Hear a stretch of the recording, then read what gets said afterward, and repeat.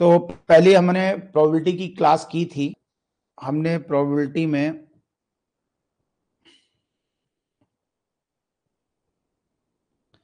Around 15 question discuss कर लिए थे, राइट। और इसके आगे के क्वेश्चन मैंने आपको होमवर्क दिए थे और एक वर्कशीट भी दी थी। तो अगर अब आप आगे के कोई क्वेश्चंस आपको डाउट हैं तो वो पूछ सकते हैं। जैसे हमने डिस्कशन कर लिया था शायद क्वेश्चन नंबर, अभी आ जाएगा सामने, 15 तक। क्वेश्चन नंबर 16 डाउट है आपका? यस और नो लिख देना है और क्वेश्चन नंबर लिख देना है। Yes sir, question number 16। ठीक है, तो शुरू करते हैं आज की डाउट क्लास। और ये मैं जब वापस एनोटेटेड फॉर्म इसकी वापस अपलोड कर दूंगा, राइट। क्वेश्चन नंबर 16 में कहा गया है कि if positive integers are taken at random and multiplied together, then the probability that last digit of the product is 2, 4, 6 और 8। और इस बात की प्रोबेबिलिटी a की पावर n माइनस b की पावर n अपॉन c की पावर n है, जहां पे c एक प्राइम नंबर है। मतलब वो यूनिकनेस के लिए लिख दिया गया कि कहीं ऐसा ना हो कि कोई ऊपर नीचे 2 का 4 का मल्टीप्लाई करके आंसर लिख दे, राइट। तो अगर मैं ये क्वेश्चन को देखूं ध्यान से, हम चाहते हैं कि लास्ट डिजिट आ जाए, दो n positive integers are taken और दे आर मल्टीप्लाइड टुगेदर। 2, 4, 6 और 8 आना चाहिए, 0 नहीं आना चाहिए, कोई भी ऑड नंबर नहीं आना चाहिए। इवन में भी 2, 4, 6 और 8 आना चाहिए। तो आप पहले ये बताएं कि जब हम इंटीजर्स लेते हैं, लाइक n पॉजिटिव इंटीजर्स, तो हम वो कितने में से सिलेक्ट कर सकते हैं, यानी इंटीजर्स कितने तरह के हो सकते हैं। और हमारे को चूज करना है कि उसका आउटपुट 2, 4, 6, 8 आए। तो इसका मतलब यूनिट डिजिट जो होती है वो 1 हो सकती है, 2 हो सकती है, मतलब इवन नंबर हो सकता है, ऑड नंबर हो सकता है। N positive integers are taken at random and multiplied together, मतलब मैं यहां पे बात कर रहा हूं यूनिट डिजिट की। यूनिट डिजिट सबकी 10 तरीके से ली जा सकती है, राइट। ये 10 तरीके से ले सकते हैं यूनिट डिजिट। इसका मतलब एन एस क्या होगा? पहले नंबर की यूनिट डिजिट 10 तरीके से ले सकते हो, दूसरे नंबर की यूनिट डिजिट 10 तरीके से ले सकते हो, तो ये होगा 10 की पावर n। क्योंकि हमें यूनिट डिजिट ही डिसाइड करनी है, इसलिए it is decided by the unit digit itself. अब n नंबर्स हैं, हम चाहते हैं, what is the our criteria, कि लास्ट में 2, 4, 6, 8 आए। आप सोचिए 2, 4, 6, 8 आने के लिए एटलीस्ट एक नंबर 2, 4, 6, 8 होना चाहिए, at least one unit digit is 2, 4, 6, 8। अगर सारी ऑड हुई तो काम नहीं बनेगा। क्यों? क्योंकि अगर सारी ऑड हुई तो फिर सारा प्रोडक्ट यूनिट डिजिट ऑड ही आ जाएगी। तो कम से कम एक 2 तो होना ही चाहिए। और ये जो कम से कम वाली बात होती है ना, ये कैसे डील करते हैं हमेशा याद रखो, total minus none. At least one means total minus none. तो अगर आपको एटलीस्ट एक यूनिट डिजिट 2, 4, 6, 8 चाहिए, तो पहले आप टोटल सोच लो। लेकिन टोटल सोचते समय भी आप इसमें से कौन से नंबर्स अवॉइड करेंगे? 5 और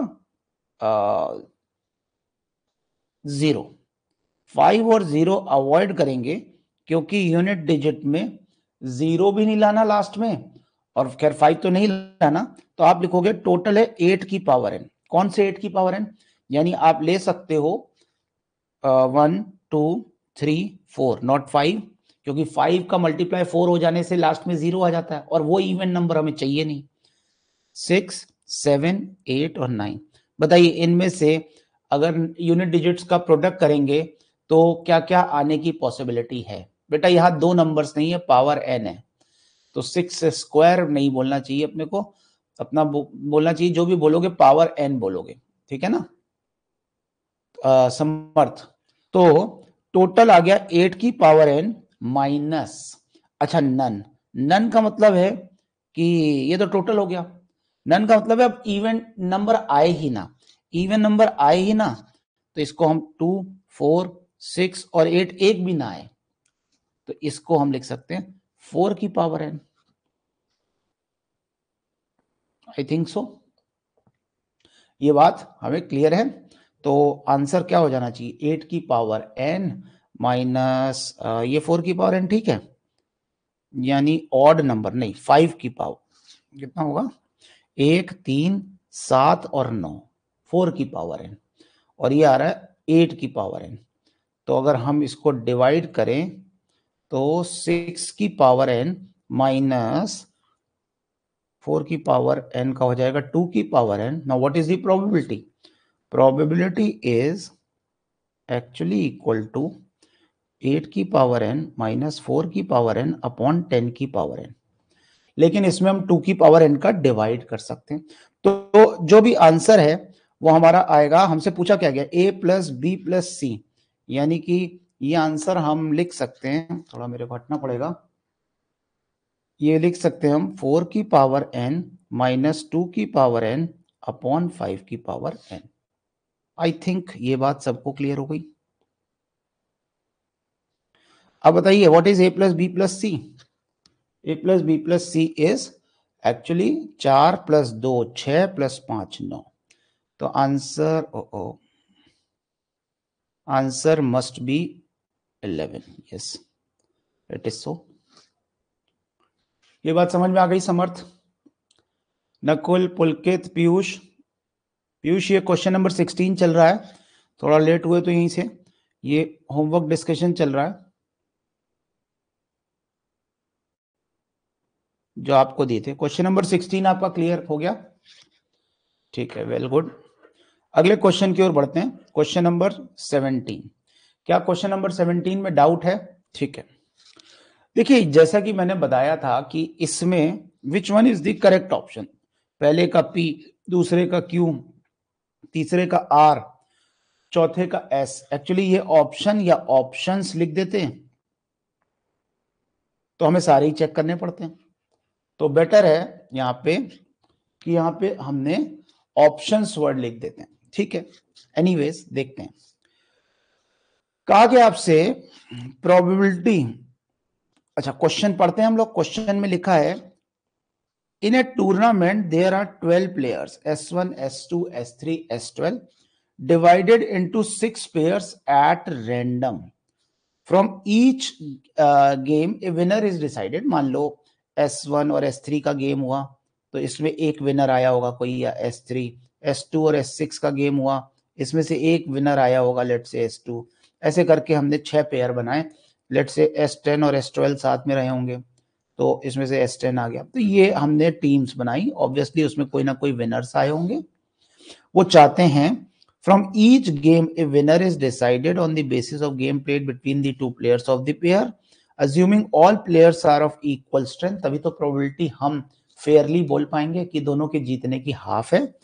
अब वो कह रहे हैं कि ऐसा पूरा गेम प्लान हमने बता दिया आपको, ये सेटिंग है। S2 is among the loser, S2 losers में ही पाया जाए। टोटल 6 लूजर्स होंगे और 6 विनर्स होंगे, तो 6 लूजर्स चूज करने 12 में से, तो 12 में से 6 लूजर्स चूज करने and S2 is there, S2 has to be in the losers. तो आप ये बताओ, अब जब S2 का किसी से गेम हुआ होगा, S2 का किसी से गेम हुआ होगा तो S2 तो लूज कर गया, तो जो उसका अपोनेंट होगा वो तो विन कर गया। तो बचे हुए 5 लूजर्स किसमें से चूज करने? 10 में से, 10C5। तो अगर मैं इसको सिंप्लीफाई करूं 12C6 क्या होता है?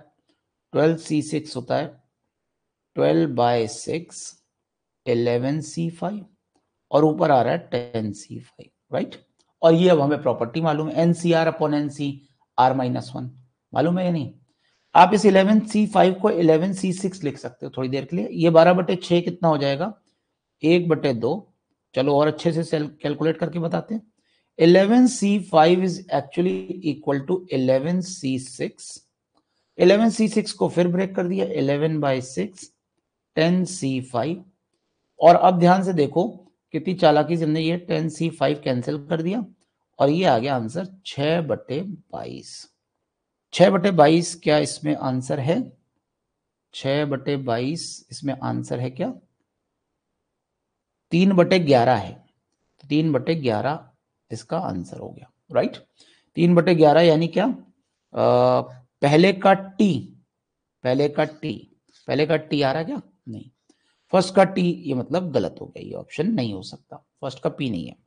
अब अगर ऐसे ही सेकंड क्वेश्चन देखें, S3 and S4 is among the losers. अब S3 और S4 दोनों लूजर्स में होने चाहिए, तो सेम प्रोसीजर बताओ क्या होगा आंसर एवरीवन। 12C6 को आप वो सफिक्स में तो लिख नहीं पाओगे, तो 12C6 ही लिख देना। What is the answer of the second?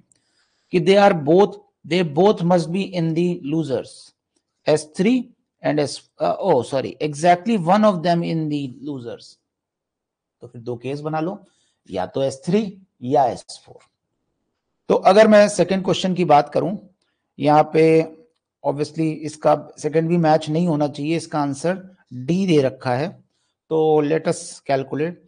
मान लेते हैं केस नंबर 1 की S3 लूजर्स में है, तो अभी आपने किया ही था, इधर S3 is in the losers और S4 इन द लूजर्स, और या फिर दोनों लूज करें, लेकिन वो चाहते हैं कि दोनों लूज ना करें।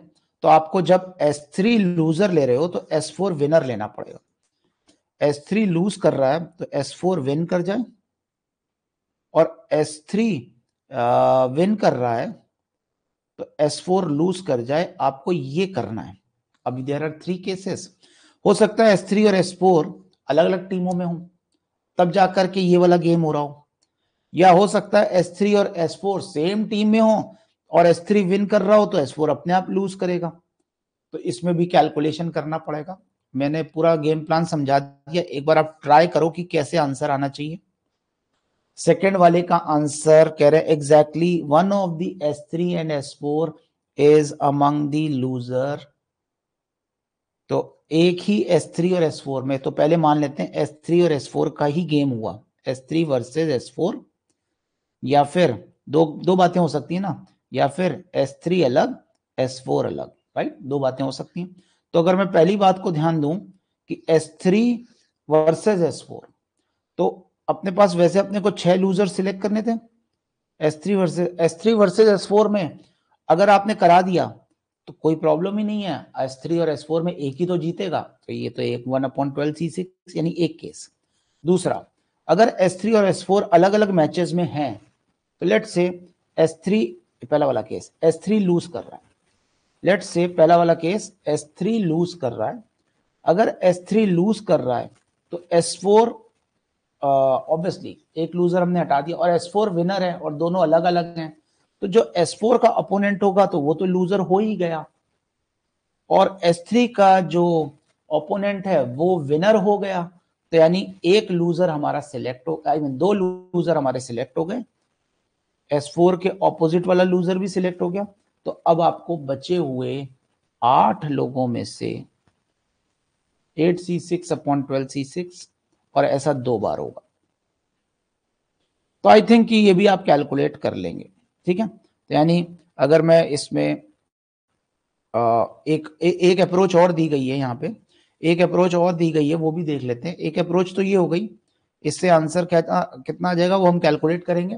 इस वाली अप्रोच से देखते हैं कि सेकंड वाले में, ये तो हमने खैर बता ही दिया था, इसमें हाफ आंसर क्यों दे रहा है? 11C5/12C6 हमने क्या निकाला था? हमने निकाला था 3/11। S2 is among the losers। Just a minute, एक बार दोबारा सोचना होगा। हाँ जी, दोबारा देखें, फिर से देखिए। पहला केस था, दोबारा पहले केस को दोबारा देखते हैं सभी लोग, एक बार वापस फोकस करेंगे। S2 is among the loser, कोई बड़ी बात नहीं है कि ये भी गलत हो सकता है, लेकिन एक बार फिर से सोच लेते हैं। S2 is among the losers, total हमारे पास 6 लूजर्स हैं, तो आंसर अपॉन में तो 12C6 आ रहा है, ये बात कंफर्म है।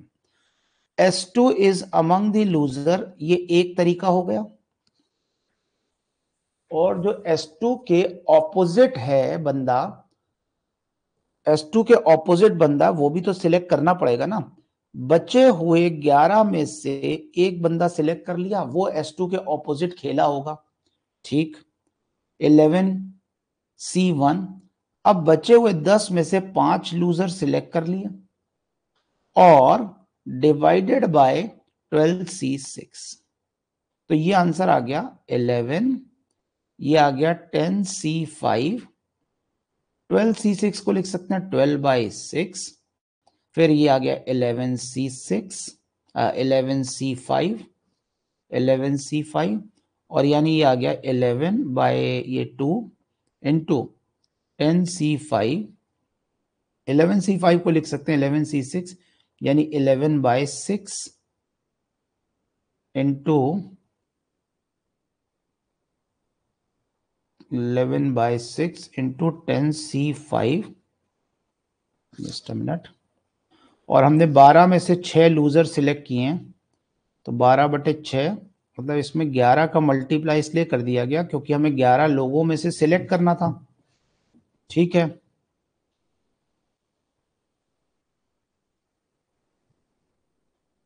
गड़बड़ है अभी, दोबारा सोचें फिर से। हमने एनीवन कैन सजेस्ट ऑल्सो, हमने एक पर्सन S2 सिलेक्ट किया जो कि लूजर था, राइट। 6 लूजर हमें सिलेक्ट करने हैं और 6 लूजर में से, अच्छा एक चीज और ध्यान दें कि जो भी अपने पास 12 में से 12 टीम्स बनी है, उसमें से हमने 6 लूजर, 12 में से 6 लोग सिलेक्ट कर लिए। अब उसमें और बचे हुए 11 में से हमें 5 लूजर सिलेक्ट करने हैं, ठीक है। लेकिन हम इसका विनर तय करें या ना करें, इसका विनर अपने आप तय हो जाएगा, यानी कि इसका आंसर हाफ जस्टिफाइड लग रहा है 11C5। यानी हमने यहां क्या गलती की थी, हमने यहां गलती ये की थी कि हमने 10 में से 5 लोग लूजर्स चूज किए, हमने 11 में से एक, मतलब उस एक आदमी को छोड़ दिया, बट वो एक आदमी विनर कोई भी हो सकता है। तो बस यहाँ पे एक 11C5 होना चाहिए था, ना कि 10C5। रिकैलकुलेट कर ले भाई इसको, ये गलत हो गया था मेरे से। आंसर इज 1/2, ठीक है। तो पहले का फिर भी आंसर ठीक नहीं आया, मतलब पहले 3/11 बोल रहा था मैं, और बाई चांस वो भी एक आंसर था, मतलब ये भी सोच समझ के फ्रेम्ड क्वेश्चन है। सेकंड वाले पे अब हम ध्यान देते हैं और इस बात को वापस एक बार रिकंसीडर कर लेते हैं, कहीं गलती ना हो रही हो। देखिए ध्यान से फिर से, क्योंकि हमने वो जो विनर है वो अपने आप ऑटोमेटिकली सेट नहीं कर सकते, उसको उसके बारे में भी कुछ बोलना पड़ेगा। तो हम फोकस करते हैं लूजर्स पे, लूजर्स पे फोकस करते हैं, यानी S3 और S4 is among the losers. तो मान लेते हैं S3 लूज कर रहा है, S4 नहीं। S3 विन कर रहा है, S3 लूज कर रहा है, S4 नहीं, और उल्टा। तो पहला केस जब हमने मान लिया कि S3 is the winner and S4 is not, तो बचे हुए 5 लूजर्स किसमें से सिलेक्ट करने, ये 12C6 is all total number of losers, ठीक है। S3 के सामने वाला स्लॉट में कोई बंदा आया होगा, बट अभी वो फिल तो नहीं किया ना हमने, तो इसलिए S3 के सामने वो जो आया होगा वो भी तो आपको डिसाइड करना पड़ेगा।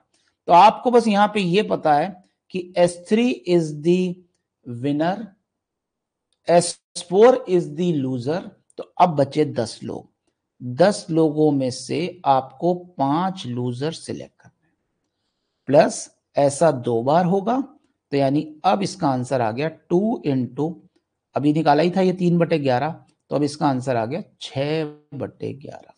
आई थिंक ये बात क्लियर हो गई।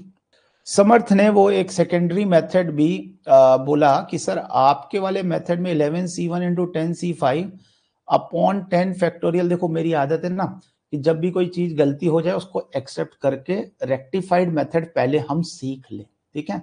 और आपकी भी यही होनी चाहिए, अननेसेसरली हम उसको जबरदस्ती घुमा फिरा के जस्टिफाई ना करें। मैं तुम्हारा मेथड जरूर देख लेता हूं, लेकिन मेरे को ये बिल्कुल प्रेम नहीं है कि मैंने कुछ बोल दिया तो मैं उस पर स्टिक करूं ही करूं।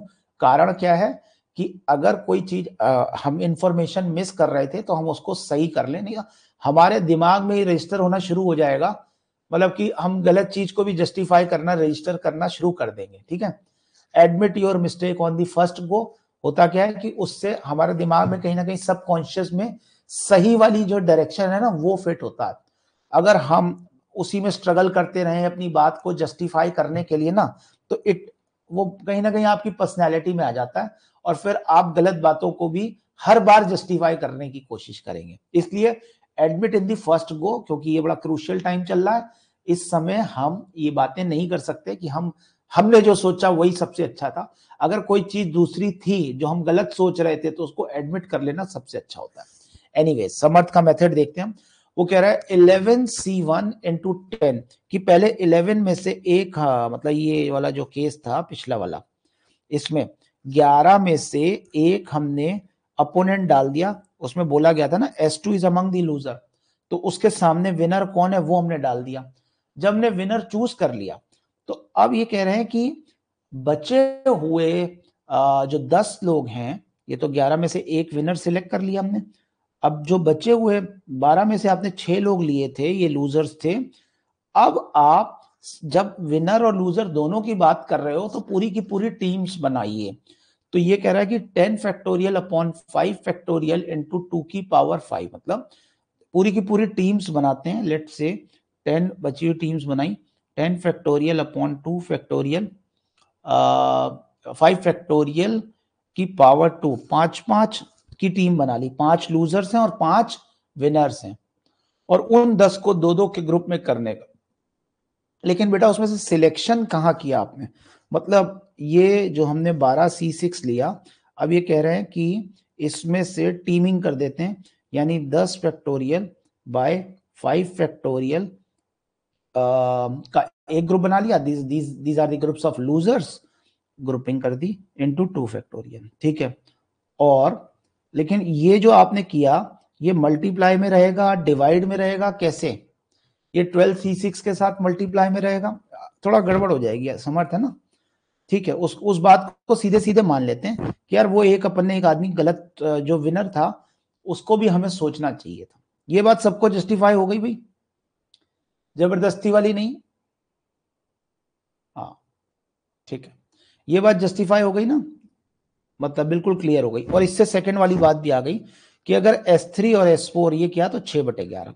तो पहले का आंसर आ रहा था ये, दूसरे का आंसर जैसे हमने एडमिट किया तो सेकंड वाला कितनी तेजी से आ गया देखिए। अब तीसरा वाला आंसर देखते हैं, probability that S2 and S4 are among the winners. याद रहे, विनर सिलेक्ट करने का मतलब ये नहीं है कि लूजर अपने आप सिलेक्ट हो जाएगा, उसको मतलब उसको भी रखना पड़ेगा उसमें बचे हुए 10 में से।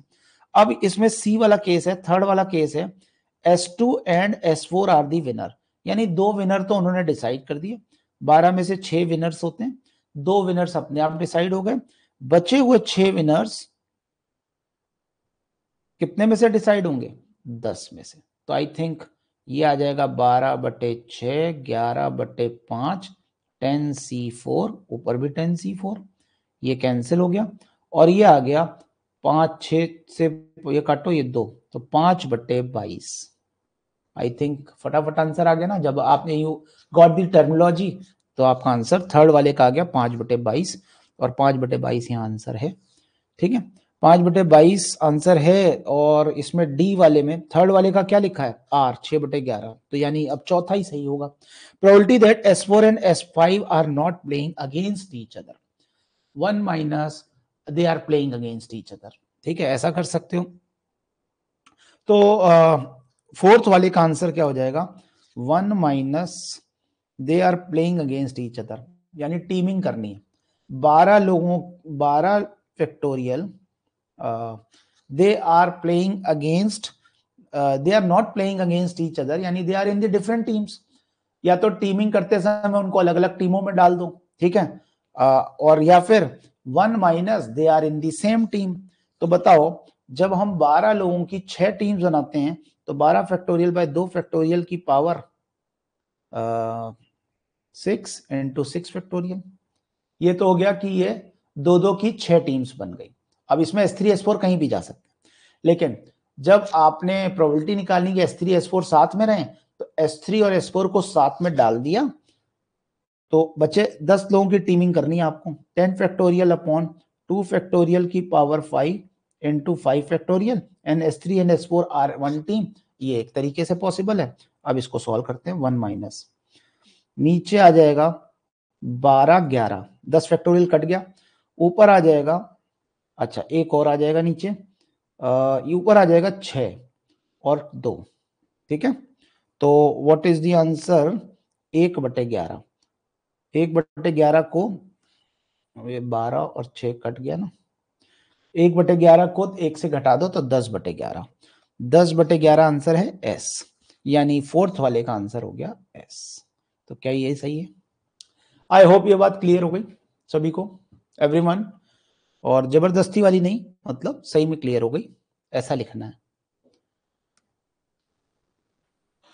ठीक है। अगले क्वेश्चन की ओर चलते हैं। Speaks truth, A speaks truth 2 out of 3 times, 2 में से 3 बार। B speaks truth 4 out of 5 times. तो ए के सही बोलने की प्रोबेबिलिटी क्या है, पी ए 2/3। बी के सही बोलने की प्रोबेबिलिटी क्या है, 4/5। इस तरह के क्वेश्चन P1 P2 करके बताए जाते हैं, इसका P1 इसका P2। They agree in the assertion that a bag containing 6 balls of different color, a black ball has been drawn। मतलब हमने क्या किया, दीज आर कॉल्ड जो भी truth of the statement questions कहलाते हैं। उन्होंने असर्ट किया, या ऐसे बोल सकते हैं इसको टेस्टिमोनियल प्रॉब्लम्स भी बोल सकते हैं, ठीक है। सर लास्ट ऑप्शन क्लियर नहीं हुआ, चलो देखते हैं दोबारा। लास्ट ऑप्शन था S4 and S5 are not playing against each other. S4 and S5 are not playing against each other. Not playing, D option.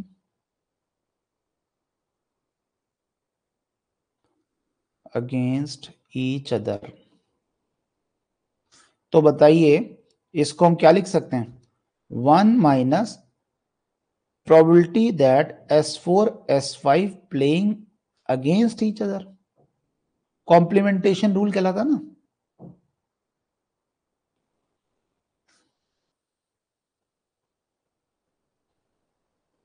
ठीक है, 1 minus P, S4 and S5 are playing against each other. तो बताओ S4 और S5 को एक साथ खिला दो, खिला दो मतलब 12 में से अगर हम 2-2 की टीम बनाते हैं, सारी टीम्स पे ध्यान देते हैं, तो ये कहलाती है ग्रुपिंग, 2 फैक्टोरियल, और अगर ग्रुप साइज सेम हो तो उतने ही फैक्टोरियल को और डिवाइड करते हैं। अब एक तरीका है कि S4 और S5 साथ में रहे और बचे हुए 10 लोगों की 2-2 की टीम बनानी है, तो 10 फैक्टोरियल अपॉन 2 फैक्टोरियल की पावर 5 इंटू 5 फैक्टोरियल, इस पूरे को सॉल्व कर लेना, राइट। तो आंसर होगा 10/11 आ रहा है। आपने क्या किया, आपने S4 S5 पे तो ध्यान दिया ही दिया, पूरी सबकी टीम्स बना दी। यानी पहले आप तो जब पूरी टीम्स बनाते हो 2-2 की, तो ये ग्रुपिंग कहलाता है। डिवीजन इनटू ग्रुप्स आपको पढ़ना पड़ेगा, ये पढ़ना पड़ेगा, डिवीजन इनटू ग्रुप्स, ठीक है। और उससे क्लियर हो जाएगा। एवरीवन, आर्यमन क्लियर हो गया?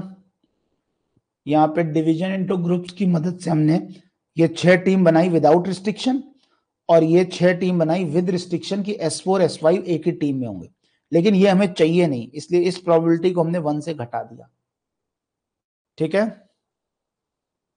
यस सर बोलना होता है बेटा जब डाउट क्लियर हो जाए, या नहीं क्लियर हो तो दोबारा आर्गुमेंट करना होता है, ठीक है। Okay, now truth of the statement. मेरी बात समझना, जैसे अगर मैंने बोला किसी क्वेश्चन को एक डाई थ्रो की मैंने, या इसमें बोला एक बॉल हमने निकाली, 6 बॉल्स थी, 6 बॉल्स में से आपको एक कोई पर्टिकुलर कलर की बॉल, एक 6 बॉल्स थी, है ना, उसमें से आपने एक बॉल निकाली और एक अलग अलग बॉल्स थी, तो ब्लैक बॉल निकलने की प्रोबेबिलिटी क्या होगी, ब्लैक बॉल निकलने की प्रोबेबिलिटी होगी 1/6, ठीक है, यानी कि ये P हो गया। अब अगर आपसे कहा जाए एक बॉल आपने निकाली और आपसे कहा गया क्या ये ब्लैक है, तो इसको थोड़ा स्टेप्स में बताते हैं आपको, है ना। देखिए, जब कोई 2 लोगों से पूछा जाए, ये कोर्ट की लैंग्वेज होती है, कोर्ट में हम बोलते हैं टेस्टिमनी। मान लो कुछ लोग गवाही दे रहे हैं किसी बात पे और वो टेस्टिमनी उनसे ली जा रही है, तो वो दोनों, ऐसा हो सकता है कि वो दोनों सच बोलें या हो सकता है दोनों झूठ बोलें। जैसे हमने उनसे पूछा क्या ये बॉल ब्लैक है, उन्होंने बोला यस बॉल इज ब्लैक, या फिर उन्होंने यस बोल दिया। उनसे उनसे और कुछ नहीं पूछा गया, उनसे बोला गया यस और नो में जवाब दो। तो बताओ P1 P2 is the probability that they are both telling truth, और 1 minus P1 into 1 minus P2 is the probability that they are telling a lie। तो यानी कि ये है ट्रुथ और ये है लाई। मतलब क्या है, ये है कि वो दोनों एग्री कर जाते हैं। उनका एग्रीमेंट कब होगा? एग्री कोई कोई सही बात पे भी कर सकता है, कोई गलत बात पे भी एग्री कर सकता है। जैसे अगर मैंने एक कॉइन उछाला, हेड आया, आप लोग में दो लोग थे ए और बी, मैंने उनसे पूछा क्या हेड आया है, तो दोनों ने बोला यस। अब या तो दोनों सच बोल रहे होंगे या दोनों के दोनों झूठ बोल रहे हैं। यानी एग्रीमेंट तभी होता है जब दोनों एक ही चीज को फॉलो कर रहे हैं। और कॉन्ट्राडिक्शन कब होता है?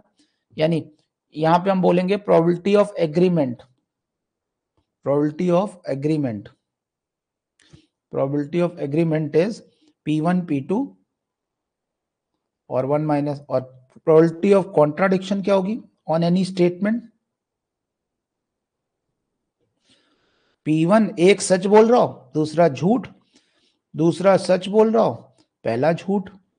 इस केस में टेस्टिमनी जो है इनवैलिड हो जाती है। कोर्ट में यही फॉलो होता है, इसीलिए केसेस इतने लंबे चलते हैं, क्योंकि अगर 10 लोगों ने कुछ बोला और 11वें ने कुछ और बोल दिया तो वो पूरी ही टेस्टिमनी इनवैलिड हो जाती है, राइट।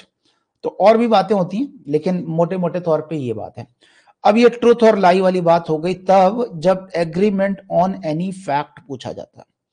अब यहाँ कोई फैक्ट तो है नहीं, यहाँ इन्वॉल्व है एक इवेंट जिसके आने की खुद की प्रोबेबिलिटी 1/6।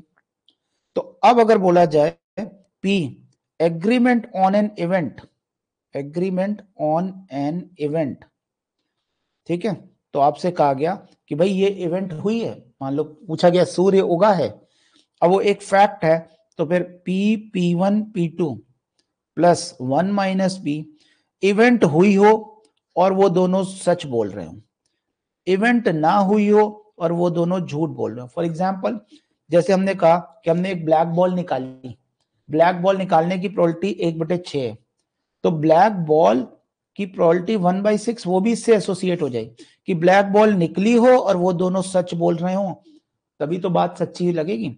अच्छा ब्लैक बॉल निकली नहीं और दोनों ने झूठ बोल दिया कि यस ब्लैक बॉल निकली है, तो ये हो गया कि वो लाई है सब कुछ, है ना, ये ट्रुथ हो गया, राइट। इसे कहते हैं एग्रीमेंट ऑन एन इवेंट, यानी उनसे पूछा गया, ठीक है। अब यहां एक वर्ड और आ गया एसर्शन। एसर्शन का मतलब अब उनको बोलने की भी स्वतंत्रता है कि बोलो कौन सी बॉल आई है, ब्लैक आई है, रेड आई है, ब्लू आई है। अभी तक हम उनसे पूछ रहे थे ब्लैक बॉल आई है, यस और नो में जवाब दो। ये पूरा गेम किसमें था? ये पूरा गेम था यस और नो में जवाब दो, यानी एग्रीमेंट करवाना उनसे यस और नो। लेकिन अब अगर हम उनसे कहें कि यार अब तुम्हें बोलने की स्वतंत्रता है, कुछ भी बोलो, आपने देखा होगा ना वकील जो होते हैं वो हमेशा यस और नो में आंसर मांगते हैं कि यार हाँ या ना में जवाब दो। उसका कारण यही होता है कि अगर बंदे ने कुछ और बोला, तो मतलब बंदे ने अगर कुछ और बोला तो टेस्टिमनी इनवैलिड हो जाएगी, क्योंकि कॉन्ट्राडिक्शन होते ही इनवैलिड हो जाएगी, ठीक है। तो अब ये वाला जो क्वेश्चन है मैं फुल फ्लेजेड बता रहा हूं क्या हो रहा है। एक ब्लैक बॉल निकालने की इवेंट हो रही है जिसमें P है ऑब्वियसली 1/6, 1 माइनस P है 5/6। P1 A के ट्रुथ बोलने की प्रोबेबिलिटी है 2/3, A के फॉल्स बोलने की प्रोबेबिलिटी है 4/5। एक इवेंट हुई, ऐसे B के ट्रुथ बोलने की प्रोबेबिलिटी है 4/, यहाँ पे 1 माइनस P 4/5 नहीं 1/3 होगा ऑब्वियसली, और यहाँ पे 1 minus P2 is equal to क्या हो जाएगा 1/5। ये हमारे को डेटा दिया हुआ है और एक इवेंट दी हुई है डाई थ्रो करने वाली। अब उनने क्वेश्चन में वर्ड लिखा हुआ है असर्शन, कि गवाह से बोला गया कि तुम आपको जवाब देना है ब्लैक आई है, ब्लू आई है, रेड आई है, कौन सी आई है। तो लेट्स से हमारे पास 5 तरह की बॉल थी, red, black, blue, white, yellow, green,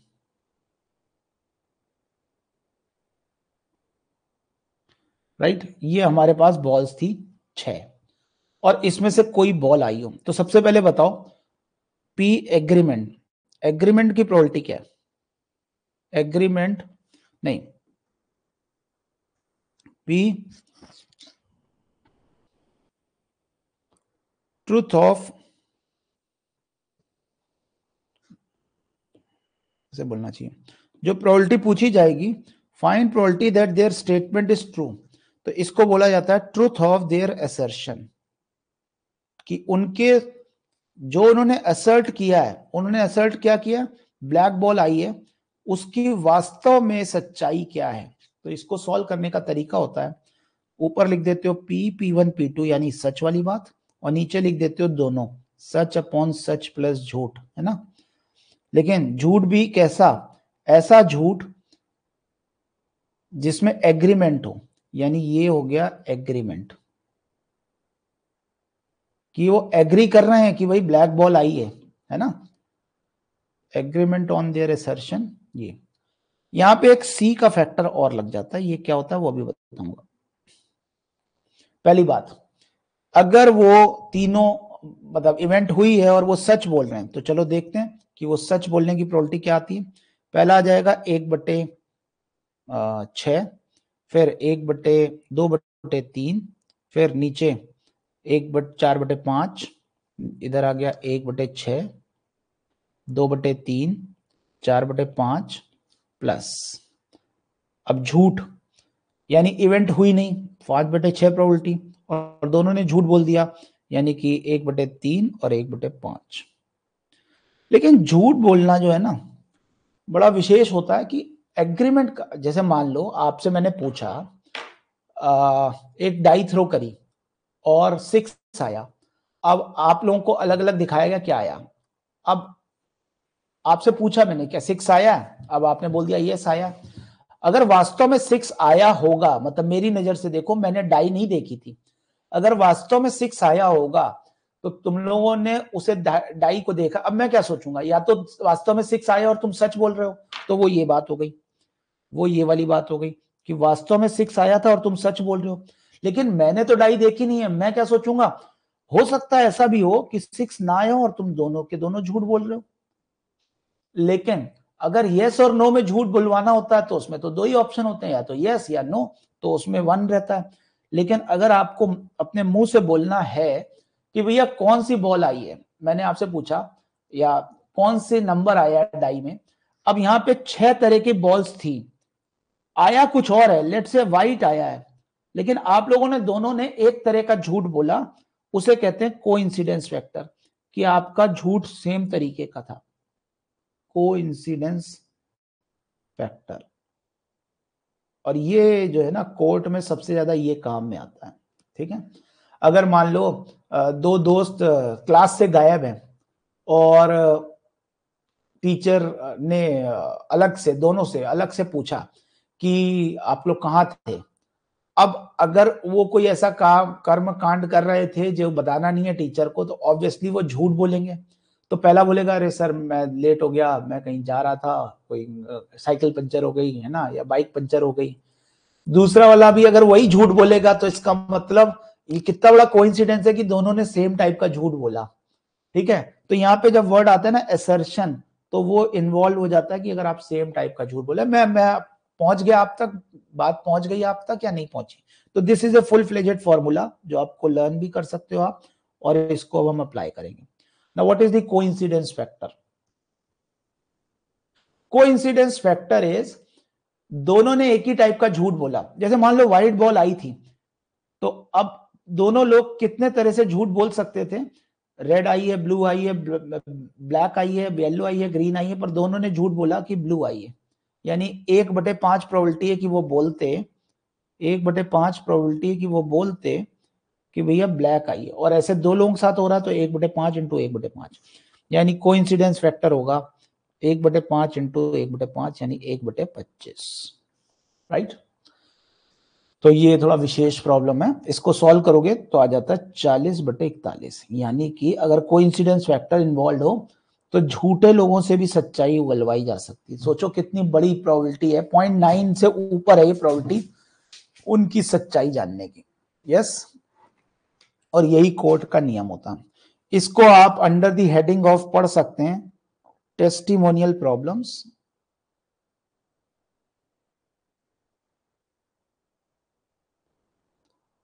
ठीक है, अगर मान लो ये जो स्टेटमेंट है, क्योंकि अपने आप में ये 1.5-2 घंटे का टॉपिक है, उसको मैंने कोशिश की आपको 10-15 मिनट में ब्रीफ करने की।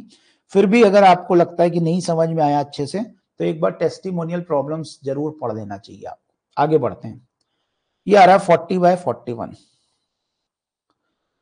ए मैन हैज 5 कॉइन्स, 5 कॉइन है, one of which has 2 heads, यानी 4 तो फेयर कॉइन्स हैं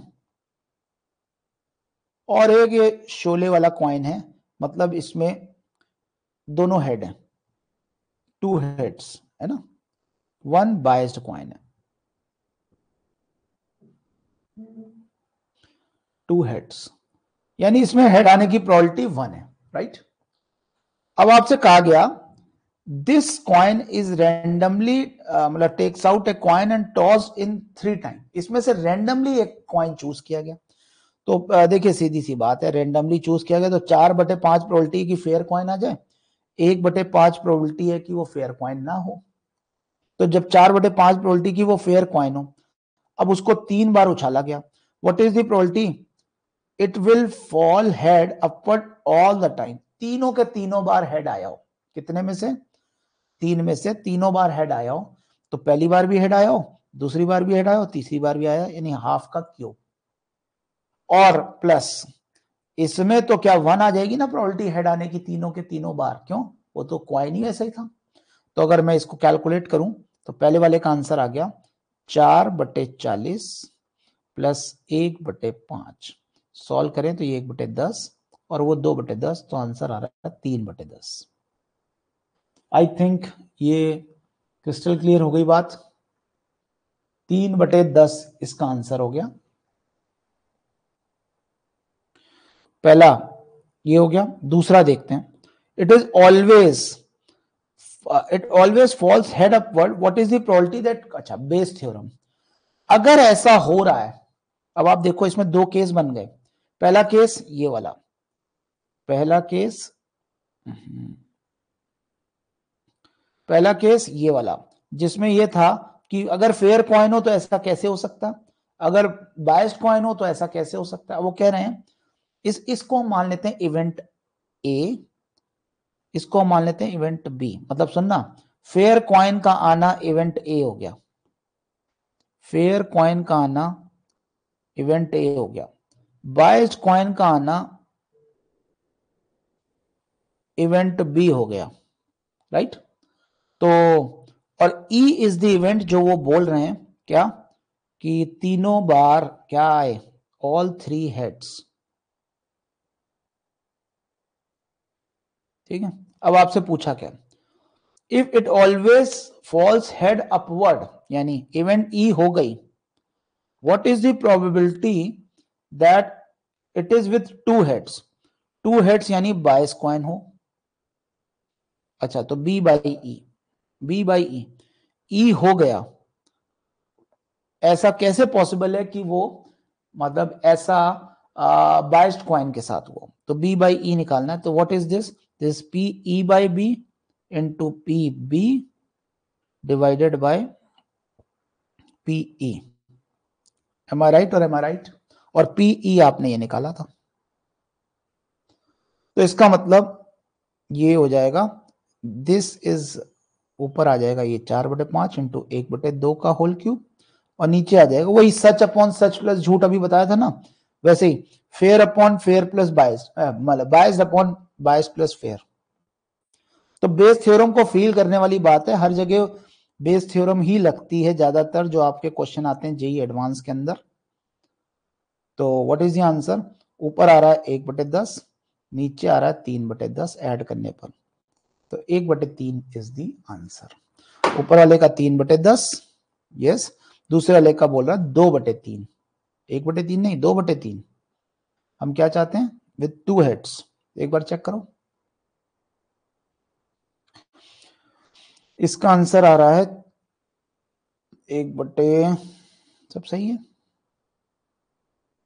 If it is always fall head upward, what is the probability the coin is with 2 heads? Okay, ये हमें ऊपर यहाँ पे ये लिखना था एक्चुअली 1/5, नॉट दिस। हमें फेयर कॉइन थोड़ी चाहिए, हमें चाहिए 1/5 इंटू 1, हमें बाइस्ड कॉइन चाहिए। तो ऊपर 1/5 नहीं 1/5 आ रहा है, तो यानी कि 2/10 आ रहा है, तो प्रोबेबिलिटी 2/3 होगी। बिल्कुल सही है। आई होप ये भी बात क्लियर हो गई, प्रोबेबिलिटी के डाउट्स क्लियर हो गए।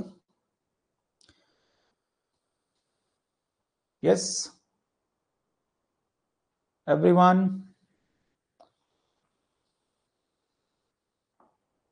चलो अगले क्वेश्चन की ओर बढ़ते हैं। अगला क्वेश्चन है, in a shooting competition suppose A and B shoot independently until each hits the target.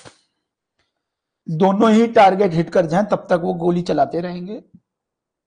ए के हिट करने की प्रोबेबिलिटी है 3/5, बी के हिट करने की प्रोबेबिलिटी है 5/7।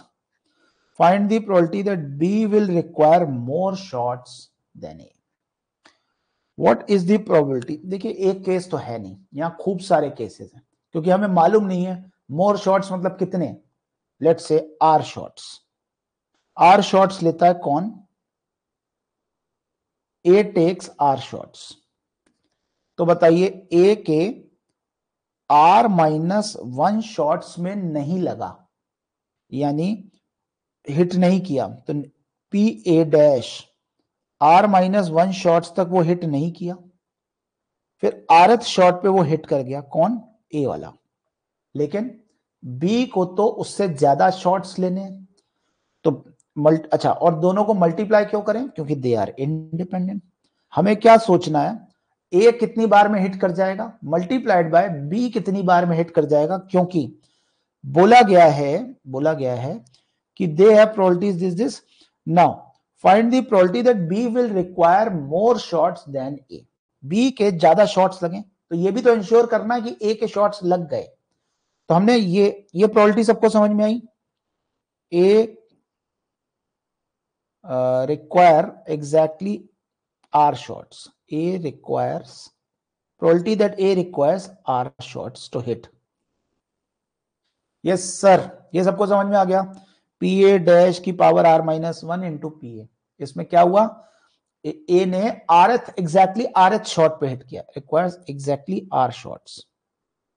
बट ये आर फिक्स नहीं है, आर कहीं कुछ भी हो सकता है 1 से लेकर के इंफिनिटी तक, multiplied by.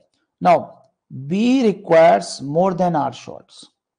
B requires more than R shots. तो यार जब R shots में उसका काम नहीं बना, तो इसका मतलब R shots उसने hit, R shots PB dash की पावर R इसने मिस किए। B हम बोल रहे हैं PA इज द प्रोबेबिलिटी की वो हिट कर जाता है, PA dash is the probability की वो मिस करता है, PB dash is the probability की वो मिस करता है B इनटू। अब नोटिस करो, क्या यहां हम ब्रैकेट के अंदर PB की पावर 1 लिख सकते हैं? ये क्या हुआ, ये इसलिए ये हुआ कि R+1 शॉर्ट में ये हिट कर गया, प्लस कौन बताएगा कि आगे क्या होना चाहिए? कौन बताएगा यहां आगे क्या होना चाहिए? कि PB प्लस यहां पे ये R+1 शॉट पे इसका हिट लगा, यहां पे अब R+2 शॉट पे लगाना है, तो एक आपको अंदर PB डैश लिखना पड़ेगा और एक PB लिखना पड़ेगा, ताकि एक शॉट और चाहिए अब उसको, प्लस फिर PB डैश 2 बार होल स्क्वायर, फिर PB प्लस, ऐसे चलता रहेगा। आई होप कि ये बात क्लियर हो गई। ये बात सबको क्लियर हो गई कि अंदर भी PB डैश आएंगे। देखा जाए तो ये एक GP है, क्योंकि मोर शॉट्स देन A का मतलब है अगर A को R शॉट्स लगाने हैं तो बी तो r+1 r+2 r+3 r+4 ये सारा आ गया ना। अब नोटिस करो r फिक्स नहीं है तो क्या यहां सिग्मा लगाना पड़ेगा? r can be 1 as well, r can be 2 up to infinity, और एक जीपी है तो हम आसानी से सॉल्व कर लेंगे। Now what is PA? Value डालना शुरू करते हैं। What is PA? PA is 3/5। What is PA dash? It is 2/5 की पावर r-1।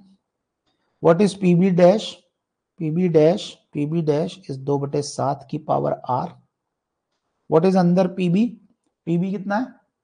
पीबी है 5/7 प्लस 2/7 इंटू 5/7 प्लस 2/7 का square into 5/7 plus so on up to infinity. ध्यान से देखा जाए तो ये r goes from 1 to infinity, है ना।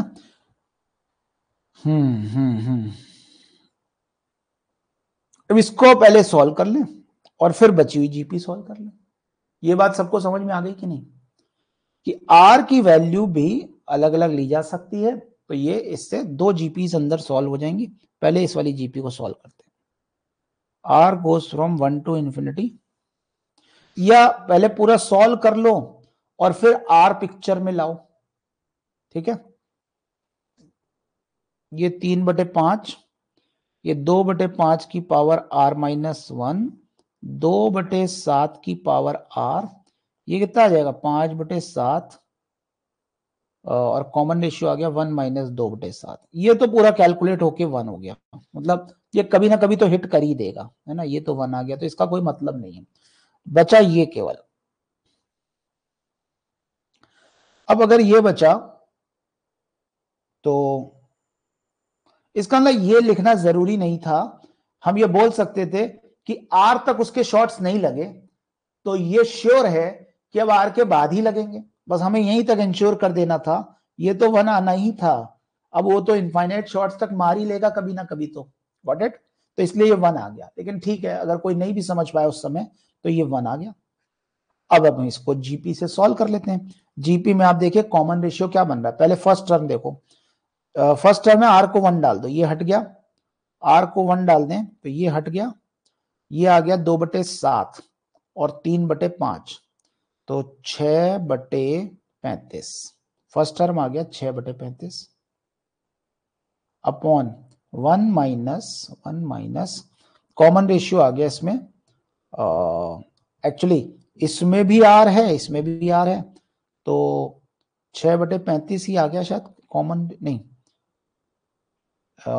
अगर इस ये भी चेंज हो रहा है, ये भी चेंज हो रहा है, तो 4/35 हो गया कॉमन रेशियो।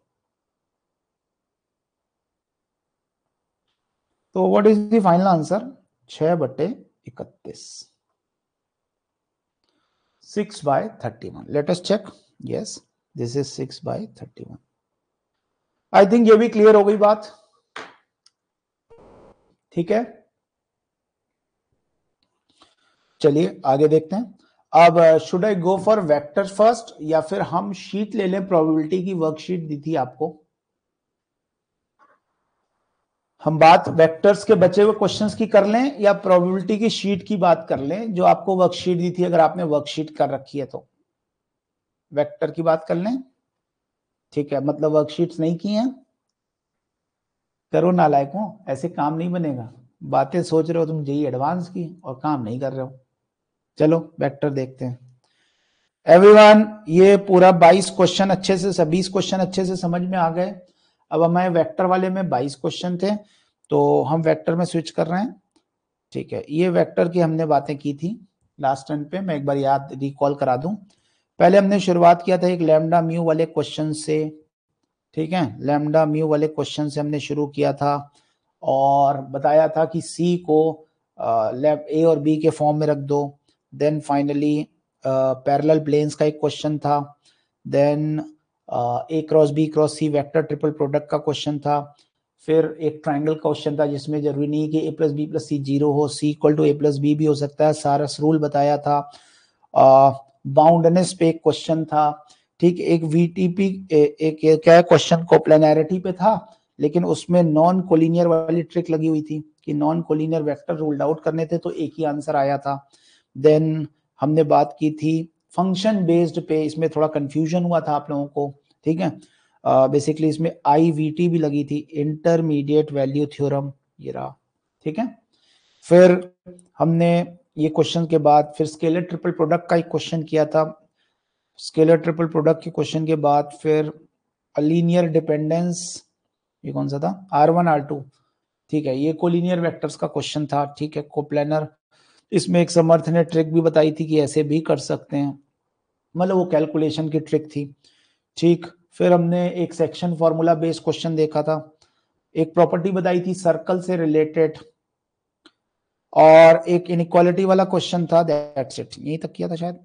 वेक्टर ट्रिपल, हाँ, एक और क्वेश्चन था जिसमें स्केलर ट्रिपल प्रोडक्ट था और उसमें भी बाउंडनेस लग गई थी, यानी कि इन तीनों का प्रोडक्ट ही 24 आ रहा था। तो इससे क्लियर हो गया था कि भाई उसके बीच के एंगल्स का जो साइन और कॉस है वो 1 होगा, तो इससे भी आसान हो गया था। ये ऐसे क्वेश्चंस हमने किए थे, ठीक है। आगे बढ़ते हैं, चलिए क्वेश्चन नंबर 16 की बात करते हैं। कितने लोग कर पाए इसको? देखिए यहां पे ये डाउट है क्या, क्वेश्चन नंबर 16? अच्छा, ये क्वेश्चन अच्छे हैं, हाँ, ऑब्जेक्टिव भी यही है। एक कंफ्यूजन और हो रहा है बच्चों को कि उसमें जो मैंने थंबनेल लगाया था शुरू में कोर्स में, उसमें कहीं जेई मेंस ही लिख दिया, केवल जेई मेंस 24 और अप्रैल अटेम्प्ट। तो कह रहे सर ये तो आप जेई मेंस का है, जेई एडवांस तो आप बता नहीं रहे हो, तो तुम लोग रिव्यू दो कि ये जेई मेंस ही चल रहा है क्या? ठीक,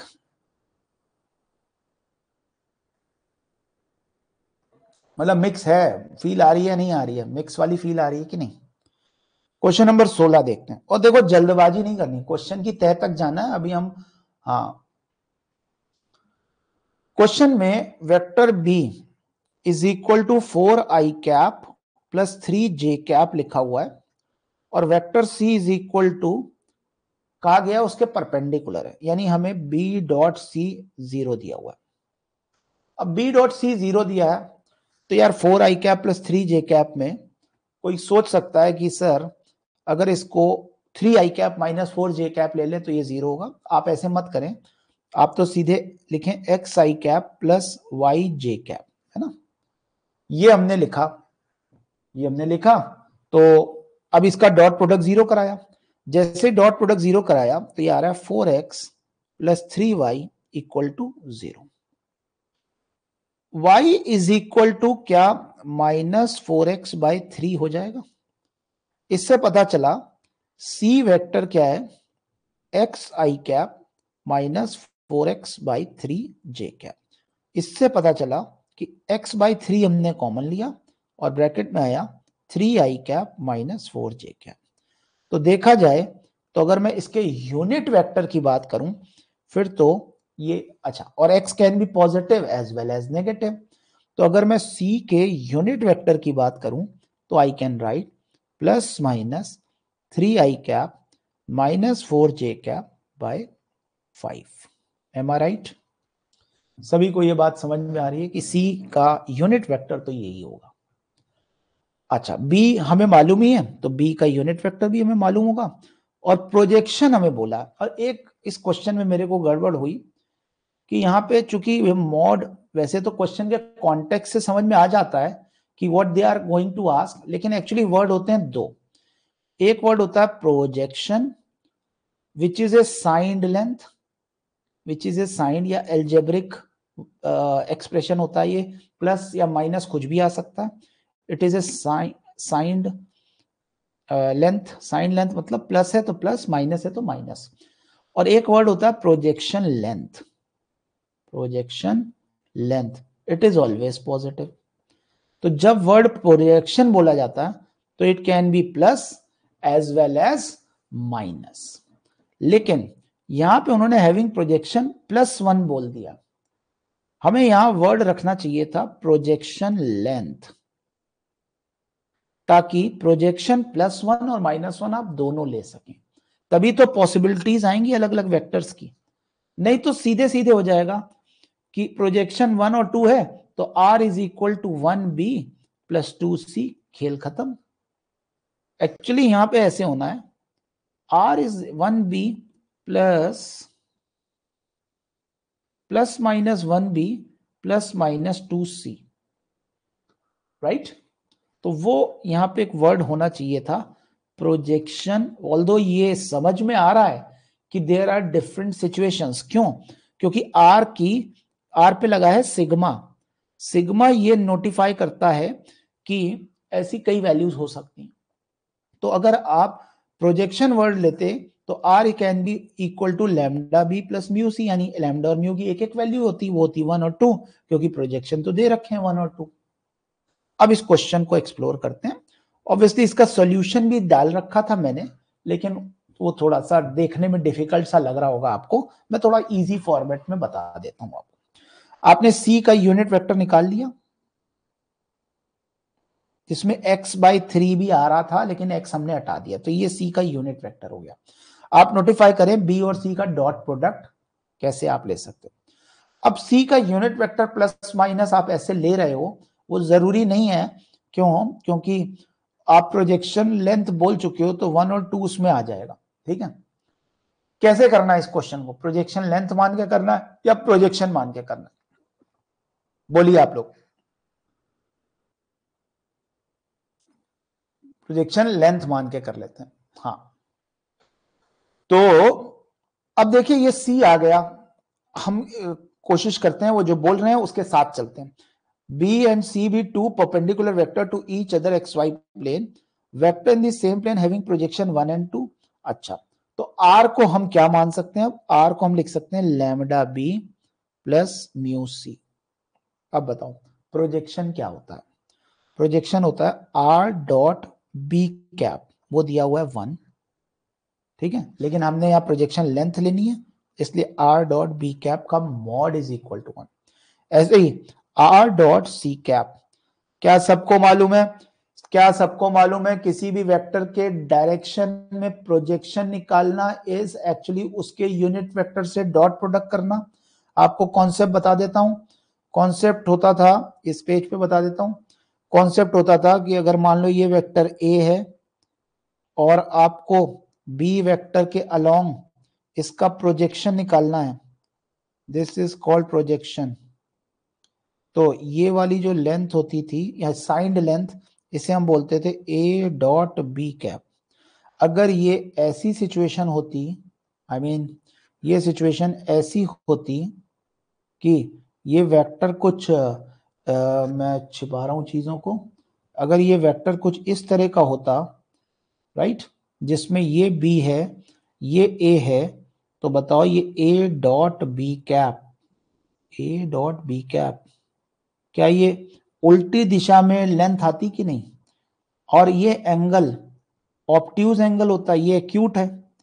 तो आप जब इसमें ए डॉट बी कैप निकालते तो ये नेगेटिव क्वांटिटी आती है। ये कैसी क्वांटिटी आती है? पॉजिटिव।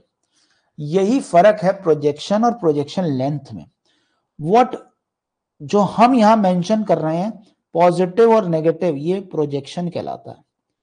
ठीक है, projection can be positive as well as negative, लेकिन यहां उन्होंने +1 दिया है और आंसर जो एक्सपेक्ट कर रहे हैं वो प्लस माइनस से एक्सपेक्ट कर रहे हैं, क्योंकि there are lot many values of r. ठीक है, इसलिए यहां वर्ड होना चाहिए प्रोजेक्शन लेंथ। इससे सब लोग एग्री कर रहे हैं? यस सर लिख दो एक बार। इसीलिए हमने वर्ड लेंथ उसमें ऐड कर दिया। R dot b cap is equal to +-1 और r dot c cap is equal to +-2। अब खेल लो, इससे आंसर आ जाएगा। क्योंकि आर क्या है? आर आपको मानना है lambda b plus mu c. तो अगर आप आर डॉट बी कैप यानी lambda b plus mu c dot b cap is equal to +-1, lambda b plus mu C is, ये ऐसे क्यों माना lambda b plus mu c? ये क्यों माना? क्योंकि वो बोल रखा उन्होंने कि r is lying on the plane r, r i r vectors in the same plane having the projection, यानी अगर बी और सी प्रोजेक्शन है तो सेम प्लेन पे ही तो होंगे वो। क्लियर हो गई बात? अब इसको हम लोग सॉल्व करते हैं। ये देखो बी और सी आपस में परपेंडिकुलर वेक्टर है, तो बी डॉट सी हो या बी डॉट सी कैप हो, ये तो जीरो ही होगा।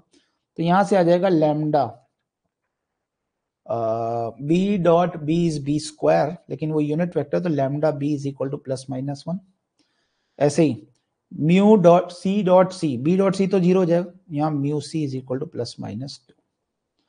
इसको सिंप्लीफाई करें तो बी का मॉड तो 5 है, तो लैम्डा की वैल्यू प्लस माइनस 1/5 आ जाएगी, राइट।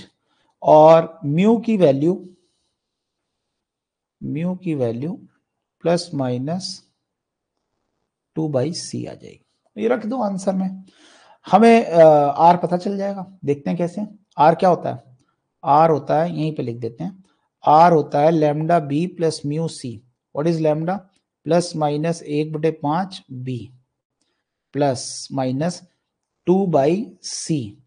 सी 2/c, सी करोगे तो सी कैप आ जाएगा, और हमें तो सी कैप ही मालूम था ना, सी तो हमें मालूम ही नहीं था, तो ये पूरा सॉल्व हो जाएगा। एम आई राइट और एम आई राइट? कितने ऑप्शंस आ गए? 4 आ गए। इस प्लस के साथ ध्यान देना, ये 4 आंसर क्यों आ गए? इस प्लस के साथ ये प्लस लेना है, इस प्लस के साथ माइनस लेना है, माइनस के साथ प्लस लेना है, और माइनस के साथ माइनस लेना है। ठीक है,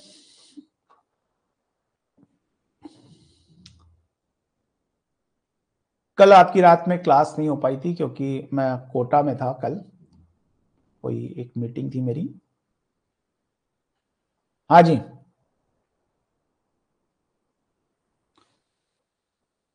एवरीवन, ये बात हो गई क्वेश्चन नंबर 16 की। क्वेश्चन नंबर 17, बोलिए, ये डाउट है क्या? दो लाइंस आपस में क्या बिहेवियर रखती हैं? भाई, स्पेस में जो लाइंस हैं वो पैरेलल हो सकती हैं, इंटरसेक्टिंग हो सकती हैं, या फिर स्क्यू लाइंस हो सकती हैं। स्क्यू लाइंस का मतलब दूर दूर आपस में जा रही हैं, जैसे टेट्राहेड्रन की नॉन एडजेसेंट वर्टिसेस होती हैं, क्या ये स्क्यू लाइंस हैं? स्क्यू लाइंस के बीच में हमेशा शॉर्टेस्ट डिस्टेंस निकाला जाता है। क्या होता है इसका फॉर्मूला? शॉर्टेस्ट डिस्टेंस का फॉर्मूला होता है A1 A2 B1 cross B2, मालूम है या नहीं, का mod upon B1 cross B2। तो यानी अगर दो लाइंस हैं जिनके, जैसे मान लो ये लाइन है एक, R is equal to A1 plus lambda B1, और ये दूसरी लाइन है R is equal to A2 plus mu B2, तो यानी ये हम ऐसे निकाल सकते हैं। तो इट्स ए इजी वन कि लाइंस कोप्लेनर हैं। कोप्लेनर तब होंगी जब इंटरसेक्टिंग होगी। अच्छा, अगर देख लो, मान लो ये सिंगल चॉइस क्वेश्चन होता, मान लो सिंगल चॉइस क्वेश्चन, आपको मालूम है पहले से कि ये सिंगल चॉइस क्वेश्चन ही है, तो कैसे करना? दे आर कोप्लेनर है, तो वो पैरेलल हो सकती हैं या इंटरसेक्टिंग हो सकती हैं। तो इसका मतलब इंटरसेक्टिंग हुई, यानी ये ऑप्शन सही हुआ, तो ये अपने आप सही हो जाएगा। इसका मतलब ये सही नहीं हो सकता क्योंकि सिंगल चॉइस है। अब कोप्लेनर होने के लिए पैरेलल होनी चाहिए। पैरेलल दिख रहा है कि नहीं है? 4i cap 3j cap 2k cap, और ये इसके जो वेक्टर है पैरेलल नहीं है, तो इसका मतलब ये भी नहीं हो सकता। तो मैंने एक तरीका बताया था। अब एंगल बिटवीन देम, या तो सी आंसर है या डी आंसर है। डी आंसर निकालना बहुत आसान है। एंगल बिटवीन देम, तो इनके जो कंपोनेंट हैं B1 और B2 हैं वो मालूम है। B1 क्या है? B1 है -432, और B2 क्या है? B2 है -411। तो इनके बीच का एंगल कैसे निकालोगे? 16 3 और 2, 16 और 3 19, 21 बटे 4 3 और 2, 16 और 9 25 और 4 29। तो ये तो नहीं मैच कर रहा कुछ, है ना? तो इसका मतलब ये भी गलत हो गया, इसका मतलब यही सही होना चाहिए। खेल खत्म। ऐसे तो करते हो आप लोग सिंगल चॉइस क्वेश्चन में। रिजेक्शन मेथड क्या कहलाता है? ये रिजेक्शन मेथड, जो जो नहीं हो सकते वो रिजेक्ट करते चले जाओ। अच्छा, एक आपके लिए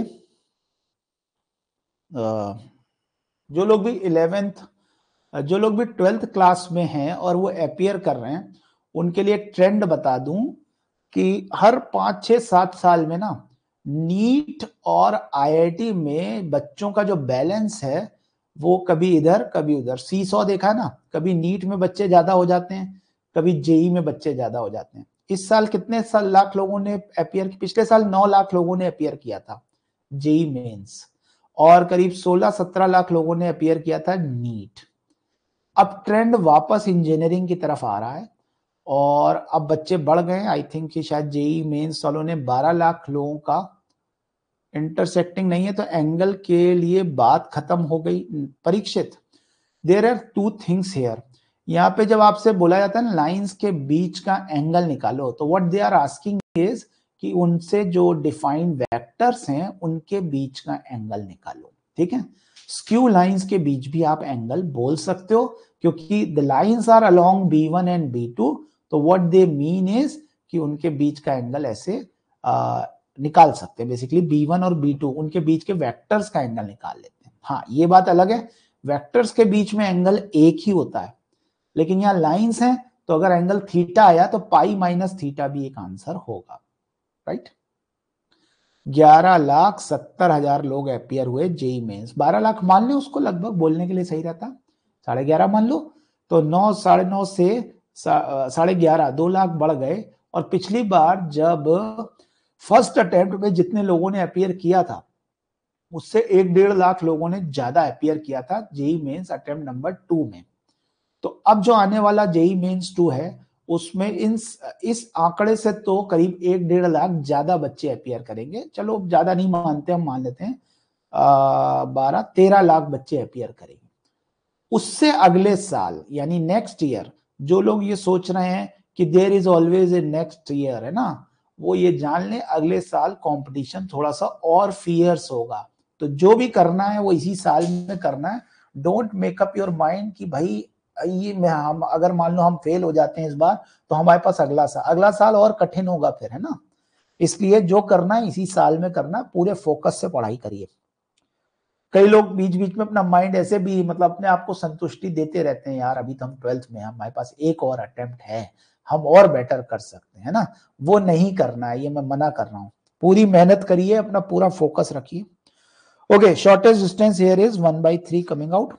नेक्स्ट देखिए, स्ट्रेट लाइन लिखने का एक और तरीका होता है। 18वां क्वेश्चन, ये आसान है, मैं जल्दी से बता देता हूं। R क्रॉस B बराबर C क्रॉस B लिखा हो तो इसको हम R minus C cross B is equal to 0 लिख देते हैं, और R माइनस C बराबर लैम्डा B आ जाता है। तो R बराबर यहां पे C प्लस लैम्डा B आ जाता है। ठीक है, और दिस इज दी वे। तो R is equal to C plus lambda B, इसीलिए ये लाइन की इक्वेशन हो गई। और ये किसकी इक्वेशन हो गई? ये प्लेन की इक्वेशन हो गई। वैसे इन्होंने लाइन और प्लेन वर्ड यूज नहीं किया, इन्होंने तो डॉट प्रोडक्ट और क्रॉस प्रोडक्ट यूज किया। इसीलिए कह देने से कि लाइन और प्लेन हट गया कोर्स में से, है तो वो डॉट प्रोडक्ट और क्रॉस प्रोडक्ट ही ना। तो क्रॉस प्रोडक्ट और डॉट प्रोडक्ट तो कोर्स से नहीं हटा, तो line and plane can be, मतलब चाहे वो कितना ही बोल दें हट गया, ऐसे करके क्वेश्चन तो पूछा ही जा सकता है। अब इसमें आप क्या करोगे? R डॉट ए बराबर 0, यानी C plus lambda B is equal dot a is equal to 0। ना नोबडी कैन चैलेंज इट कि ये प्लेन का क्वेश्चन है या लाइन का क्वेश्चन है ना। इसीलिए कोई चीज कोर्स से हट जाना और उसमें क्वेश्चन दे देना, ये दो अलग अलग बातें हैं। इट कैन बी गिवन, अगर वो ठान ले कि हमें देना ही देना है तो। यस, तो can we do it easily? I cap, j cap, k cap में आंसर ही तो निकालना है, सब कुछ तो पता है। सी मालूम है, ए मालूम है, बी मालूम है, तो लैम्डा निकल आएगा। जैसे ही लैम्डा निकलेगा तो आर निकल आएगा, और आर ही पूछा है आपसे। राइट, अगले क्वेश्चन की ओर बढ़ते हैं। अगला क्वेश्चन, अब ये केवल जगलरी ऑफ नंबर्स है। आपको ए बी दे दिया गया, खतरनाक सा ए और बी दे दिया गया, अंडर रूट फंसा दिया गया ताकि आप कैलकुलेशन करें। अभी कोटा में भी कल परसों, मतलब कल गया था जब मैं, तो फोन पे भी बात हुई थी पहले, तो जेई मेन के बारे में ही सबसे ज्यादा चर्चा हुई। तो यही निकल के आया कि 360, मतलब 300 नंबर जो बच्चे ले आ रहे हैं पूरे पूरे, इसकी वजह से कई सारे बच्चे 300 नंबर पूरे ले आ रहे हैं, ठीक है। तो इसकी वजह से वो ये कोशिश कर रहे हैं कि हम ऐसी कैलकुलेटिव सा पेपर दे दें कि कोई एक आधा क्वेश्चन तो गलत हो। मतलब 300 ले आना मतलब एक तरह से उनको भी अपने एक तरह चैलेंज लगता होगा कि यार 300 कैसे ला सकते हैं, एक आधा क्वेश्चन तो गलत करवाएंगे करवाएंगे। और उस चक्कर में डेटा आजकल कुछ इस तरह का ज्यादा आने लग गया ताकि आप कहीं ना कहीं गड़बड़ करो ही करो कि भाई √3 √5 2+2 √3 पॉइंट देने तो 1,2 दे दो ना यार। 2+2 √3 3+√5 इस तरह के देने का क्या मतलब है? कॉन्सेप्ट ही तो जानना चाहते हो। मतलब उनका ये है कि आप गलती करो, ठीक है। अगर आप गहराई से देखो क्वेश्चन में कुछ नहीं होगा। अगर मैं इसको ए और बी के हिसाब से करूं क्वेश्चन को, देखिए ध्यान से, इसमें ये बोला गया है 3a मॉड बाद में लगाएंगे 3a - 2b dot a cross b cross a plus 3b। देखा जाए तो यहां पे ये डॉट लगा और ये ब्रैकेट यहां पे 2 लगे हैं ना, क्लियर है। अब अगर हम इसको सिंप्लीफाई करना चाहें तो ये स्केलर ट्रिपल प्रोडक्ट का मॉड है। स्केलर ट्रिपल प्रोडक्ट क्या? 3a - 2b और ये क्या लिखा है? a cross b। और या चाहो तो आप वेक्टर ट्रिपल प्रोडक्ट सोच सकते हो इसमें। क्यों? क्योंकि इसमें क्रॉस के बाद ये क्रॉस है ना, इस क्रॉस के बाद ये क्रॉस है, तो आप डायरेक्ट सोच सकते हो। अगर हमें इसका मॉड लेना है तो ऐसे कर सकते हैं 3a - 2b तो एज इट इज रखे रहने दो। इधर देखते हैं दिस मल्टीप्लाइड बाय दिस, यानी क्या? डॉट ये आ जाएगा a dot a plus 3b b बाहर minus b dot a plus 3b क्या बाहर? a बाहर। बस आप अब इससे खेल लो और नोटिस रखना कि सब कुछ लास्ट में a और b में जब पूरा सिंप्लीफाई हो जाए तभी वैल्यू सब्स्टिट्यूट करनी है। ये बीच में वैल्यू सब्स्टिट्यूट करना शुरू कर दिया आपने तो जरूर कोई ना कोई गलती करोगे। आप कोई भी क्वेश्चन आता है, बड़े बड़े अंडर रूट वाले फिगर्स होते हैं, तो आप पहले उसको ए मान के चलते रहो। जब तक पूरा सिंप्लीफाई ना हो जाए तब तक उसमें वैल्यू सब्स्टिट्यूट मत करो। हाँ जी, इज इट क्लियर? ये था क्वेश्चन नंबर 19। क्वेश्चन नंबर, इसका आंसर आ रहा है 176। तो you have to do this question. Question number 20। अच्छा, a डॉट बी 0 दिया हुआ है, ये शॉर्ट ट्रिक इन्होंने ढूंढ ली है यहां पे पीयूष ने। तो a डॉट बी यहां पे कह रहे हैं 0 आ रहा है सर, आप चेक करो एक बार। तो ये एक शॉर्ट ट्रिक बेस्ड क्वेश्चन है जो कि लास्ट में a डॉट बी 0 दे देगा। नोटिस करो ये आ रहा है 3 माइनस प्लस 5 माइनस 8, बिल्कुल सही कह रहे हैं √50। तो ये भी एक बात नोटिस करने वाली है। तो पीयूष का नाम स्वर्णिम अक्षरों से लिखा जाएगा, है ना? क्लियर है भाई? चलिए अगला क्वेश्चन है क्वेश्चन नंबर 20, जिसमें बोला गया है v1 और v2 are two vector such that v1 ये है, v2 ये है और ये एक कंडीशन दी है। इस कंडीशन को पहचानो। मेरे ख्याल से v1 is equal to 2 sine alpha plus cos alpha times i cap plus j cap. ये क्या v1 डॉट v2 वाला स्टेटमेंट लिखा हुआ है? v2 है साइन बीटा। अच्छा, v2 एक यूनिट वेक्टर है, ये सबको समझ में आ रहा है? साइन बीटा आई कैप प्लस कॉस बीटा जे कैप, यानी मॉड v2 1 है, ठीक है। हाँ, और ये जो स्टेटमेंट है वो v1, अगर इस कॉस बीटा को इधर ले आए, इस कॉस बीटा को इधर ले आए तो वो लिखा है v1 dot v2 is equal to 3। तो कुछ बचा ही नहीं इस क्वेश्चन में। दिस इज क्या पूछा गया? पूछा गया then the value of tan square alpha plus 4 tan square beta. Alpha beta तो इसमें छिपे हुए हैं, और कुछ बोला गया? हाँ, तो v1 डॉट v2 क्या होता है? दूसरे शब्दों में, मॉड v1 मॉड v2 और कॉस थीटा। देखो आगे बढ़ने से ही पता लगेगा कि और डेटा कहां से आने वाला। कई बार क्या कंडीशंस की कमी होती है ना, तो आप समझ जाओ उस केस में फिर क्या लगना, if conditions are less, conditions कम दी हैं तो बाउंडनेस एक सिचुएशन होती है जिससे एक ही कंडीशन से दो वेरिएबल निकल, जैसे मान लो कोई कहे A square plus B square should be less than equal to 0, तो अब क्या क्लियरली बोल पाओगे ना A equal to B equal to 0 अगर ए बी रियल नंबर है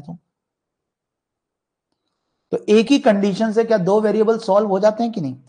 तो अगर कभी भी आपको ऐसे शुरुआती दौर में लगे यार कंडीशंस कम दी हुई हैं तो go ahead, what is v1 का मॉड, v1 का mod is 2 sine alpha plus cos alpha का होल स्क्वायर अंडर रूट के अंदर प्लस 1, व्हाट इज v2 का mod 1, what is cos theta, it is cos theta is equal to 3। Now what is this cos theta, cos theta is actually 9 square कर लेते हैं इसको, under root हट जाएगा, cos square theta is equal to 9 upon इसका whole square क्या होगा 1 plus sine 2 alpha, ये आ जाएगा 4 ब्रैकेट में 1 प्लस साइन 2 अल्फा plus 1, this is 9 upon 5 plus 4 sine 2 alpha.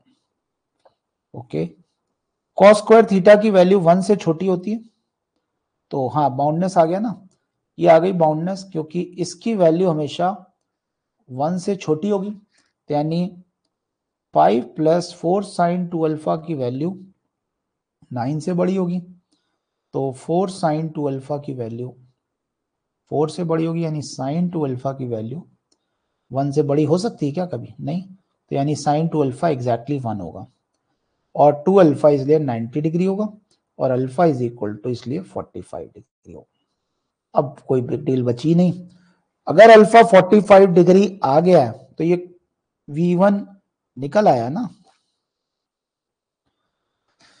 V1 निकल आया और V2 4 tan square beta, V2 कैसे निकलेगा, V1 आ गया,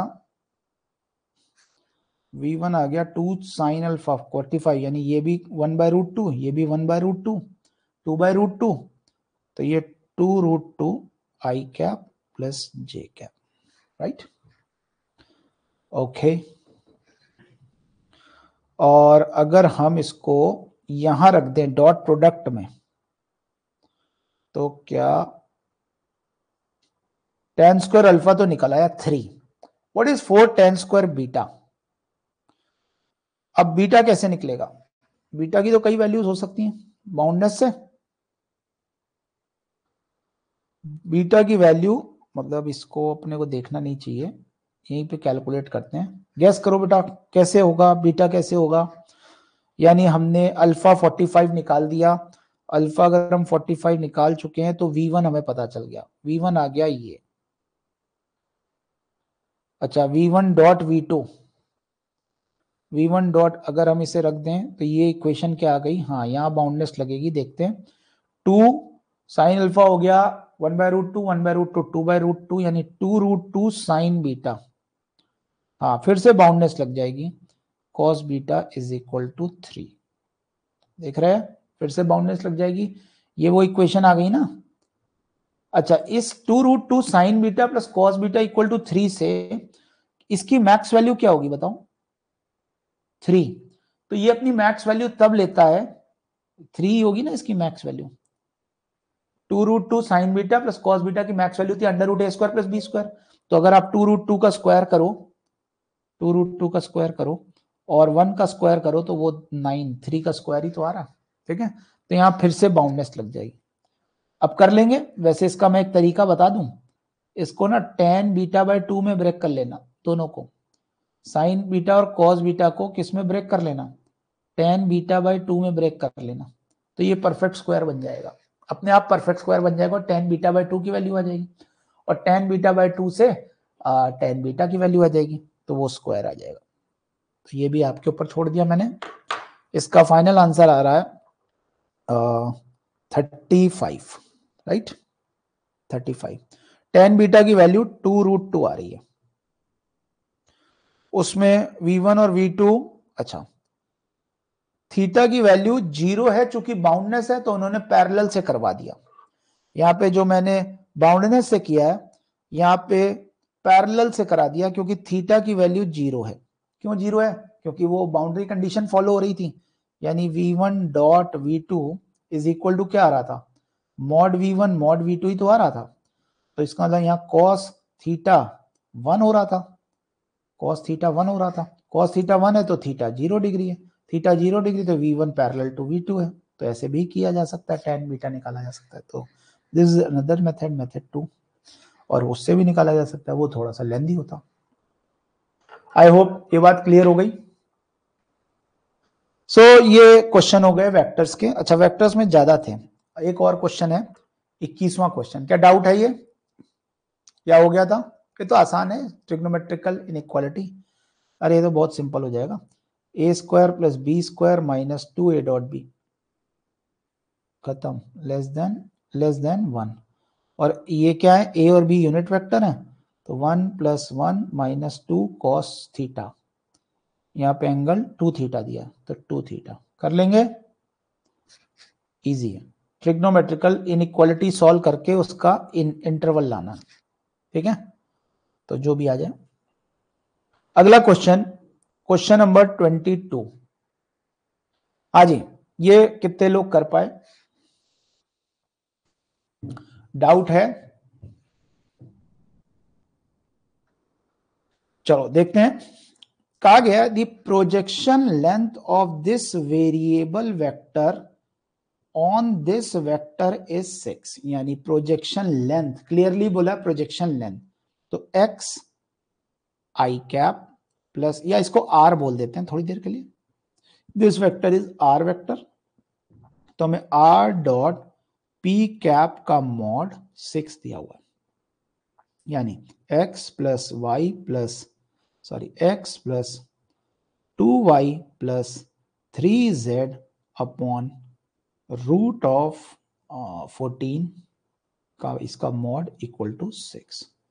ये आपको दे दिया गया। जब ये आपको दे दिया गया तो x plus 2y plus 3z का मॉड इक्वल टू 6 रूट 14 आ गया।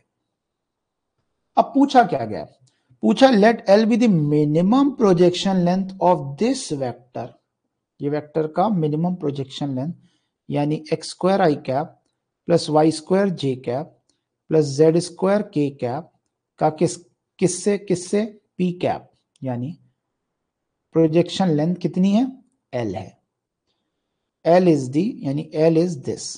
तो अगर हम इसको सॉल्व करें तो पी कैप आ जाएगा इस बार कितना, x square plus 2y square plus 3z square का मॉड अपॉन फिर से रूट 14। इस बार ये L दिया हुआ है, लेकिन अब हमें कुल मिला के इसकी मिनिमम वैल्यू फाइंड आउट करनी, इस एक्सप्रेशन की मिनिमम वैल्यू फाइंड आउट करनी। यानी एडिशन की वैल्यू मालूम हो तो स्क्वायर की मिनिमम वैल्यू फाइंड आउट करनी है। कैसे करेंगे, कॉचीज इनइक्वालिटी। देखो क्या समझ, थोड़ा और क्लियर बताओ। वैसे कॉचीज इनइक्वालिटी में आपको याद दिला दूं, कॉचीज इनइक्वालिटी होती है जो इसने बोला है a1 का स्क्वायर प्लस a2 का स्क्वायर प्लस a3 का स्क्वायर इंटू b1 का स्क्वायर प्लस b2 का स्क्वायर प्लस b3 का square should always be greater than a1 b1 plus a2 b2 and can be extended up to n also, है ना? और इसमें equality कब hold करती, इसका होल स्क्वायर, यानी अलग अलग कॉचीज इनइक्वालिटी और कुछ नहीं, डॉट प्रोडक्ट का रिजल्ट है। क्या इसको हम वेक्टर ए के मॉड का स्क्वायर, इसको हम वेक्टर बी के मॉड का square should be greater than a dot b के मॉड का स्क्वायर या ए डॉट बी का स्क्वायर, ऐसे लिख सकते हैं। तो देखा जाए कॉचीज इनइक्वालिटी 3 डायमेंशनली अगर हम ले रहे हैं तो वो और कुछ नहीं, वेक्टर्स का dot product should be less then उनके मॉडुलस के स्क्वायर के मल्टीप्लिकेशन से छोटा होना चाहिए, ऐसा बोल सकते हैं कि नहीं? ये कॉचीज इनइक्वालिटी होती है। बट ये यहां कैसे अप्लाई हो कि हमें इससे ये लाना है, क्या करें? तो भैया दिख रहा है x square y square z square एक अलग कर लो, 1 2 3 एक अलग कर लो, ठीक है? मतलब कॉचीज इनइक्वालिटी हम लगाते हैं, ये सभी को समझ में आ गया कॉचीज इनइक्वालिटी। इसको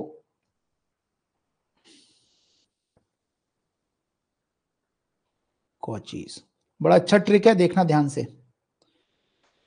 इस ट्रिक को हम अप्लाई करते हैं, यहां पे एक्स स्क्वायर लाना है। आप एक वेक्टर लेके चलो एक्स आई कैप प्लस वाई जे कैप प्लस जेड के कैप। दूसरा वेक्टर लेके चलो 1 i cap plus √2 J cap plus √3 के कैप, है ना। और इसमें जरा मॉडुलस लगाओ इसका। इसका मॉडुलस आ रहा है, स्क्वायर नहीं लेते, मतलब अंडर रूट नहीं लेते, x square plus Y square plus Z square. दूसरे वाले का मॉडुलस लगाओ, ये आ रहा है 6, है ना। दिस शुड बी 6 नहीं आ रहा, 1 2 और 3 स्क्वायर करके जोड़ा, हाँ। This should be greater than equal to, अब इनका डॉट प्रोडक्ट करो, इनका डॉट प्रोडक्ट करें तो x plus √2y plus √3z का होल स्क्वायर। बट ये और ये कैसे हम इसको सही करें, कैसे इसमें करें समर्थ। x प्लस √2, मतलब ये आपको लाना है, अगर आपको लाना क्या था, नहीं आपको तो ये लाना था, सॉरी। तो और अच्छा लिखना पड़ेगा, और अच्छा लिखना पड़ेगा। अगर ये लाना था और मिनिमम वैल्यू लानी है तो x इसको 1 2 3 ले लेते हैं। हाँ अब बताओ, मल्टीप्लाई करें, यानी पहले x square plus Y square plus Z square. नहीं, और बेटर लेते हैं, सुनिए ध्यान से। इसमें ले लेते हैं, पहला वेक्टर ले लेते हैं एवरीवन, पहला वेक्टर ले लेते हैं एक्स आई कैप, √2 वाई जे कैप, तीसरा ले लेते हैं √3 जेड के कैप। ये एक वेक्टर ले लेते हैं, वेक्टर ए। वेक्टर बी ले लेते हैं आई कैप प्लस √2 जे कैप प्लस √3 के कैप। देखो शायद काम बन जाए इससे, देखते हैं। ए डॉट बी कितना आ रहा है, ए डॉट बी आ रहा है X plus 2y plus 3z। Am I right. इसका मॉड कितना आ रहा है, ये क्या हमारे को ये मिल गया 6√14। What is mod a mod B,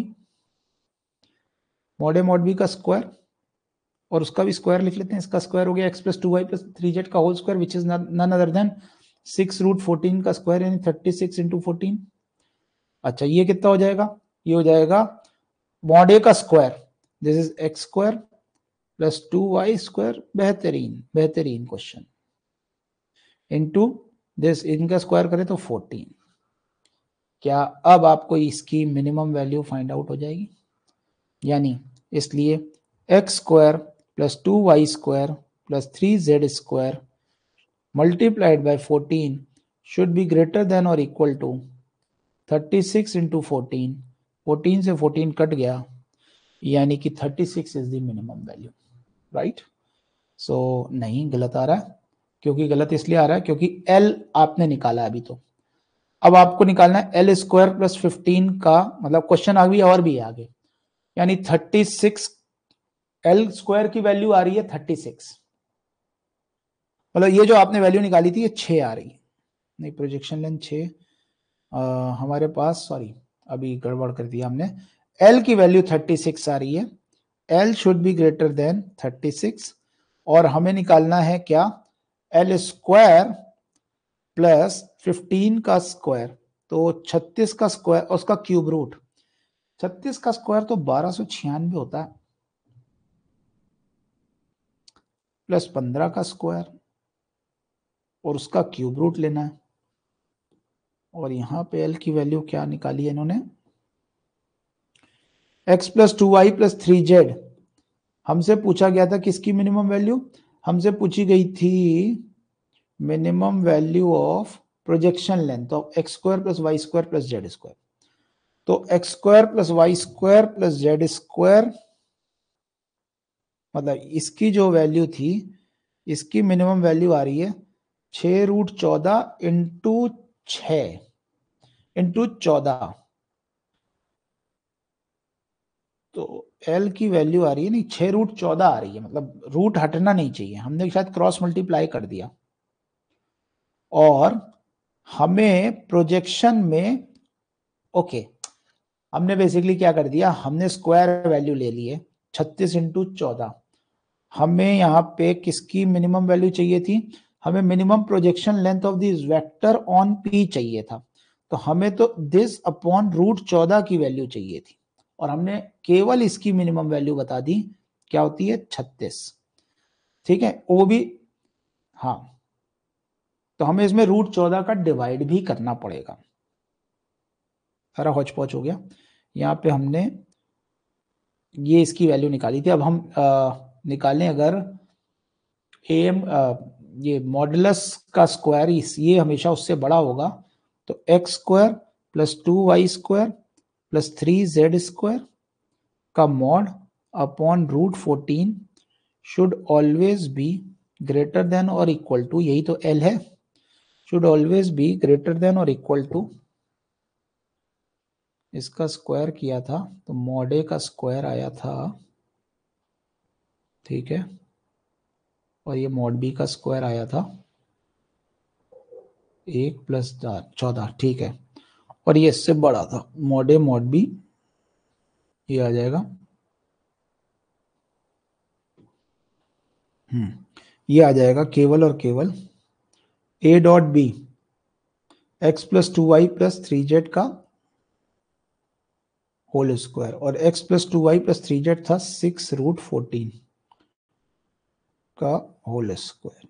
ठीक है जी, तो ये 36 इंटू 14 आ गया, और इसकी वैल्यू आ गई, ये हमेशा इससे बड़ा होगा।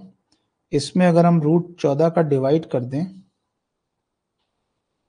ये हमेशा इससे बड़ा होगा, तो ये क्वांटिटी हमेशा 36 से बड़ी होगी।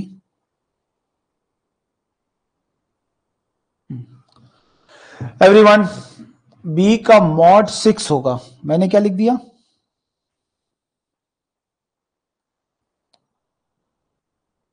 B का मॉड, अच्छा B का मॉड 6 होगा। B क्या है, ओके, यहां मैंने गलती कर दी, √14 लिख रहा हूं हर बार, यहाँ पे 6 होगा, ठीक है, वो गलती पकड़ में आ गई। तो ये अब 6/√14 आ जाना चाहिए, चेक कर लेना, ठीक है, मतलब क्वेश्चन क्रैक हो गया, बस वो वैल्यूज में कुछ गड़बड़ कर रहा हूं मैं। इसका मॉड जो है, मॉड ऑफ P √14 होता है, इसलिए मैं गलती से जो मैंने ये वेक्टर माना था B, इसका मॉड भी बार बार √14 लिख रहा था, इसलिए ऐसी गलती हो रही थी। इसका मॉड होगा 6। आई होप क्लियर हो गई बात। तो इसमें बचे हुए क्वेश्चन को आपको वैल्यू निकालनी है, टोटल वैल्यू आ रही है 9 इज द आंसर। ठीक है जी, अब सही है ना। सो गाइज, ये हो गया डिस्कशन, आज का सेशन एंड हो गया। अब यहाँ पे मतलब प्रोबेबिलिटी और वेक्टर अब हर तरीके से कंप्लीट हो गए।